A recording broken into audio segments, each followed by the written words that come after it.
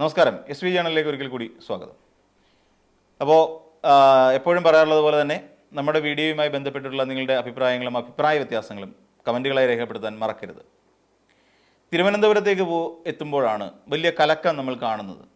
ഒരു നേതാവെന്ന് പറയാൻ പറ്റില്ല, ചലച്ചിത്ര അക്കാദമി ചെയർമാൻ, ഒരു നടൻ പ്രേംകുമാർ, അദ്ദേഹത്തിന് ആ സ്ഥാനം നൽകി സ്വാഭാവികമെന്നോണം ആ സ്ഥാനം അദ്ദേഹത്തിന് നഷ്ടപ്പെടുകയും ചെയ്യുന്നു.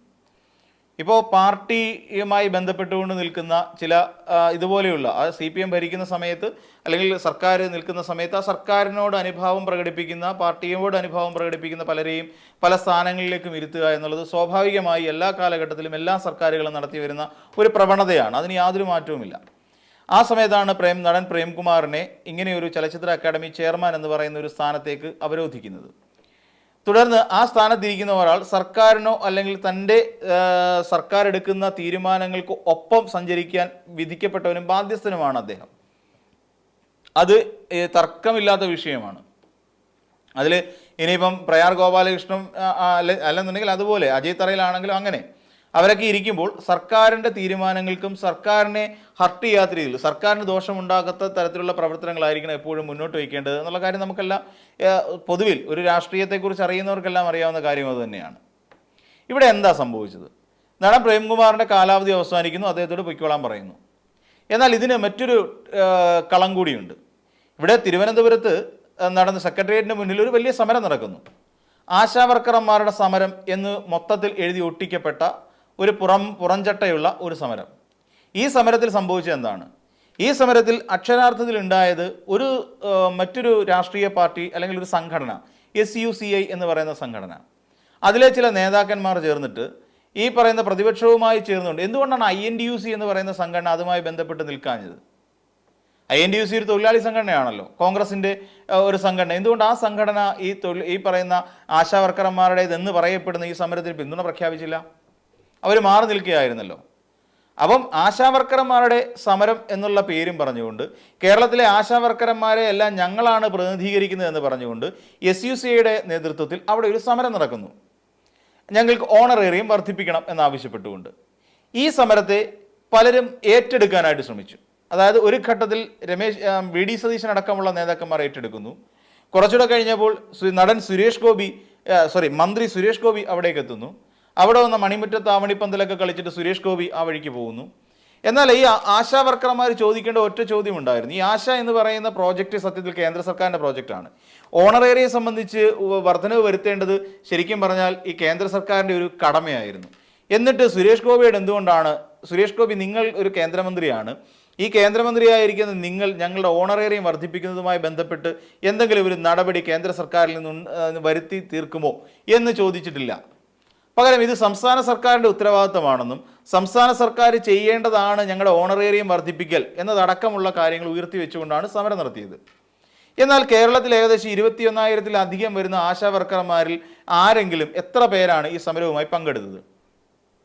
പലരും പറഞ്ഞു ഞങ്ങളുടെ സമരത്തെ അല്ലെങ്കിൽ ഞങ്ങൾക്ക് ഓണറേറിയം വർദ്ധിപ്പിക്കുന്നതുമായി ബന്ധപ്പെട്ടുകൊണ്ട് സമരം നടത്താൻ ഞങ്ങൾ ആരെയും ഏർപ്പാടാക്കിയിട്ടില്ല എന്ന് ആശാവർക്കർമാരിൽ ഭൂരിപക്ഷം ആളുകളും പറഞ്ഞു. ഈ സമരം ഒരു വലിയ സമര പരിപാടിയായി സെക്രട്ടേറിയറ്റിന് മുന്നിൽ ഏകദേശം 100 ദിവസം ഓടി. എന്നിട്ട് അവരുയർത്തിയ ഏറ്റവും പ്രധാനപ്പെട്ട ഒരു ക്യാപ്ഷൻ എന്ന് പറഞ്ഞാൽ വിജയം വരെയും സമരം ചെയ്യുമെന്നായിരുന്നില്ല, ഞങ്ങൾ തെരഞ്ഞെടുപ്പ് വരെയും സമരം ചെയ്യും എന്നായിരുന്നു, ഇലക്ഷൻ വരെയും സമരം ചെയ്യും എന്നുള്ളതായിരുന്നു അവരുടെ മുദ്രാവാക്യം. ഇങ്ങനെ ഒരു മുദ്രാവാക്യം കേരളത്തിൻ്റെ ചരിത്രത്തിൽ ഉണ്ടായിട്ടില്ലെന്നേ. വിജയം വരെയും സമരം ചെയ്യുമെന്ന് തന്നെയാണ് നമ്മൾ ഏറെക്കാലമായി പല വർഷങ്ങളായി നമ്മൾ കേട്ട് പരിചയിച്ചു വരുന്ന ഒരു മുദ്രാവാക്യ രീതി. എന്നാൽ അതിന് ഘടകവിരുദ്ധമായ ഒരു സമീപനമായിരുന്നു ഈ ആശാവർക്കർമാരുടെ പേര് പറഞ്ഞുകൊണ്ട് സമരം നടത്തിയ SUCI നേതാക്കന്മാർ സ്വീകരിച്ചത്. എന്നാൽ ഈ സമരത്തെ പിന്നീട് ചർച്ച നടത്തുന്നു. അതിനുശേഷം സംസ്ഥാന സർക്കാർ ഓണറേറിയം പ്രഖ്യാപിക്കുന്നു. അവരുടെ ഓണറേറിയം ഇപ്പം നിലവിൽ ഓണറേറിയം വർദ്ധിപ്പിച്ചതായി പ്രഖ്യാപിക്കുകയും ഒക്കെ ചെയ്യുന്നു. എന്നിട്ട് വീണ്ടും അവർ തന്നെ പറയുന്നു, ഞങ്ങൾ ഈ സമരത്തിൻ്റെ 1 വർഷം പൂർത്തിയാകുമ്പോൾ ഞങ്ങൾ ഇവിടെ സമരം വീണ്ടും നടത്തും, അത് മഹാസമരം നടത്തും സെക്രട്ടേറിയറ്റിന് മുന്നിൽ. അവരുടെ 1 വർഷം പൂർത്തീകരിക്കുന്ന സമയം ഇതുവരെ പറഞ്ഞുകൊണ്ടായിരുന്നു സമരം. എന്നിട്ട് കേരളത്തിൻ്റെ വിവിധ ഭാഗങ്ങളിലേക്ക് പ്രതിപക്ഷത്തിൻ്റെ ചെലവിൽ ഓരോ തെരഞ്ഞെടുപ്പ് സമയത്തും, നിലമ്പൂർ ഉപതെരഞ്ഞെടുപ്പ് സമയത്താണെങ്കിൽ പോലും ഈ പറയുന്ന പ്രതിപക്ഷത്തിൻ്റെ ചെലവിൽ ഇവർ കേരളം മുഴുവൻ നടന്ന് ഓരോ തരത്തിൽ സമരപരിപാടികൾ സംഘടിപ്പിച്ചിരുന്നു. ഇതായിരുന്നു ശരിക്കും കണ്ടത്. ഈ സമരത്തിനെ അവർ അനുഭാവപൂർവ്വം നോക്കിക്കാണുകയായിരുന്നു പ്രേംകുമാർ എന്ന് പറയുന്ന നടനും ചലച്ചിത്ര അക്കാദമി മുൻ ചെയർമാനും ചെയ്തത്. ഇത് ശരിയായ നടപടിയല്ല. കാര്യം കൃത്യമായി അറിയാം ഇത് ആരാണ് ഈ സമരം ഓർഗനൈസ് ചെയ്തതെന്നും ആരാണ് ഈ സമരം നടത്തിയതെന്നും ആരൊക്കെയാണ് ഇതിൻ്റെ പിന്നിൽ പ്രവർത്തിക്കുന്നതെന്നും എന്താണ് ഇവരുടെ ഉദ്ദേശമെന്നും കൃത്യമായി അറിയാവുന്ന പ്രേംകുമാർ എന്തിനാണ് ഇങ്ങനെ ചെയ്തത്. അതിൻ്റെ പേരിൽ പുറത്താക്കി എന്നുള്ളതാണ് പ്രേംകുമാർ പറഞ്ഞുകൊണ്ടിരിക്കുന്നൊരു കാര്യം. എന്നാൽ കാലാവധി പൂർത്തിയായി അദ്ദേഹത്തെ പുറത്താക്കുന്നു.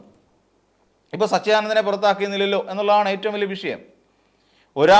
ഒരു പ്രതികരണം നടത്തിയതിൻ്റെ പുറത്ത് അങ്ങനെ പിടിച്ച് പുറത്താക്കാൻ കഴിയില്ലല്ലോ. ഇനി അതങ്ങോട്ട് കഴിയട്ടെ. ഇനി പ്രേംകുമാർ ചെയ്തത് എന്താ? പ്രേംകുമാർ തൊട്ടടുത്ത ദിവസം തന്നെ ചെയ്യുന്നത് ഈ കോൺഗ്രസുമായി കൈകൊടുക്കാൻ പോവുകയാണ്. കോൺഗ്രസിനോടൊപ്പം ചേർന്ന് നിന്നുകൊണ്ട് തിരുവനന്തപുരത്ത് ഒരു സീറ്റ് പിടിച്ചെടുക്കാനുള്ള ശ്രമമാണ്.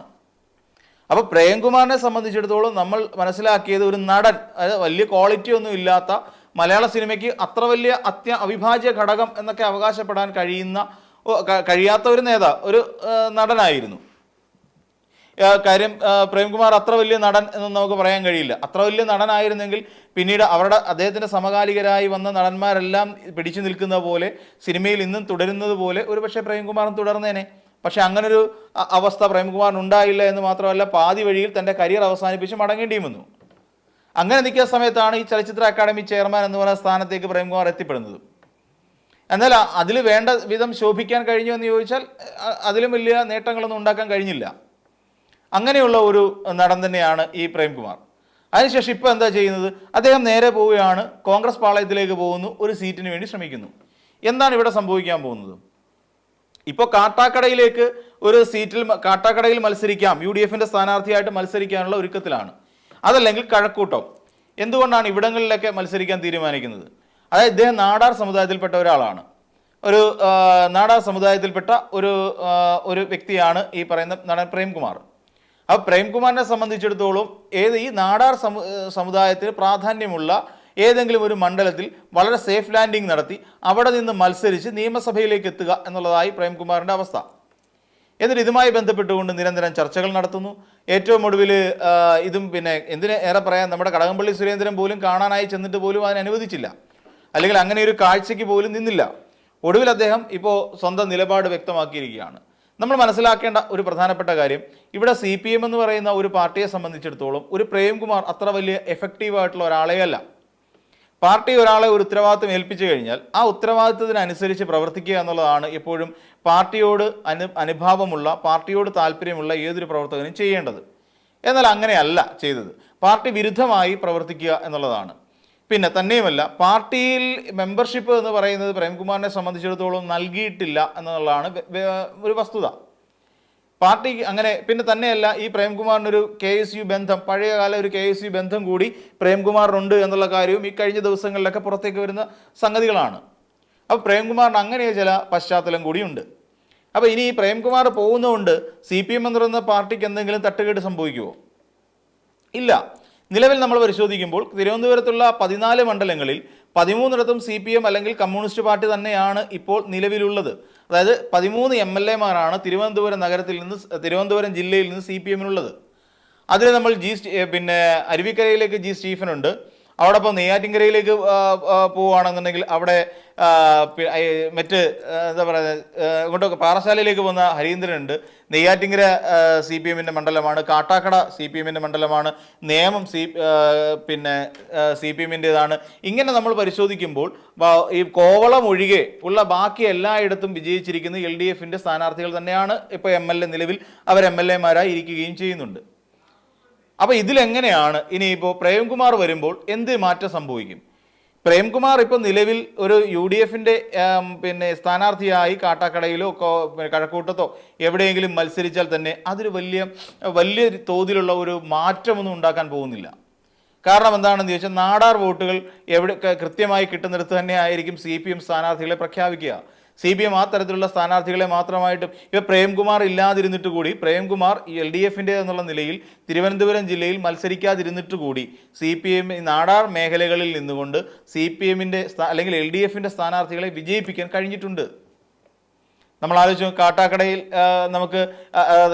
നമ്മൾ LDF-ൻ്റെ സ്ഥാനാർത്ഥികളെ വിജയിച്ചിരിക്കുന്നത്.